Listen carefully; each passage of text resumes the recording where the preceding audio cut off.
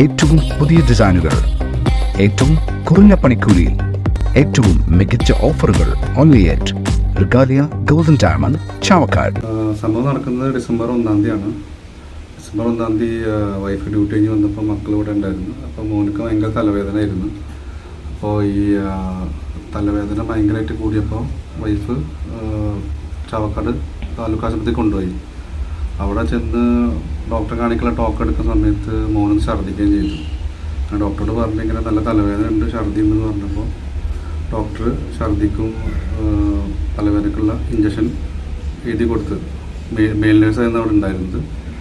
ആദ്യം male nurse കൈക്ക് അടിച്ചപ്പോൾ അവിടെ അങ്ങനെ പൊള്ളച്ച് വന്നപ്പോൾ തന്നെ വൈഫ് പറഞ്ഞു ഇങ്ങനെ പൊള്ളക്കുന്നുണ്ടെന്ന് പറഞ്ഞു. അപ്പോൾ അത് ഇപ്പുറത്തെ കയ്യിൽ ഇഞ്ചക്ഷൻ അടിച്ചിട്ട് അത് ഓക്കെ ആക്കി. എന്നിട്ട് അടുത്തത് തണ്ടൽക്കാണ് അടിക്കാൻ പോകുന്നുണ്ട്, പട്ടക്സിന്.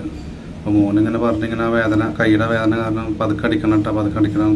ഡിലേ വരുത്തിയപ്പോൾ അത് അയാൾക്ക് ഇഷ്ടപ്പെട്ടില്ല എന്ന് തോന്നുന്നു. അയാൾ സിറിഞ്ച് അവിടെ ഇട്ടിട്ട് അയാൾ പോയി, എനിക്ക് പറ്റില്ല എന്ന് പറഞ്ഞിട്ട്.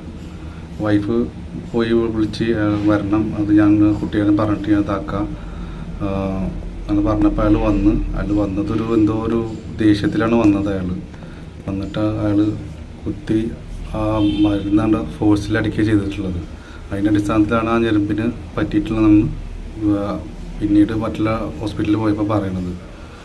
ആ മരുന്നടിച്ചപ്പോൾ തന്നെ ആ കുട്ടിക്ക് കാലിന് വേദന ഉണ്ട്, നടക്കാൻ പറ്റാത്തൊരവസ്ഥ അപ്പം തന്നെ ഫീൽ ചെയ്തിട്ടുണ്ടായിരുന്നു. അപ്പോൾ വൈഫ് പോയിട്ട് അവിടെയുള്ള ഡോക്ടറോട് പറഞ്ഞു ഇങ്ങനെ സംഭവം ഉണ്ട്, അപ്പോൾ നോക്കാൻ പറഞ്ഞു. ഡോക്ടറെ നോക്കിയിട്ട് പറഞ്ഞത് അത് സിമ്പിൾ കേസാണ്, അത് ഞരമ്പിനൊന്നും പ്രശ്നമൊന്നുമില്ല, അത് സ്വാഭാവികമായിട്ട് വരുന്ന കേസാണ്, അത് മാറിക്കോളും എന്ന് പറഞ്ഞിട്ട് വീട്ടിലേക്ക് പറഞ്ഞയക്കുക ചെയ്തത്.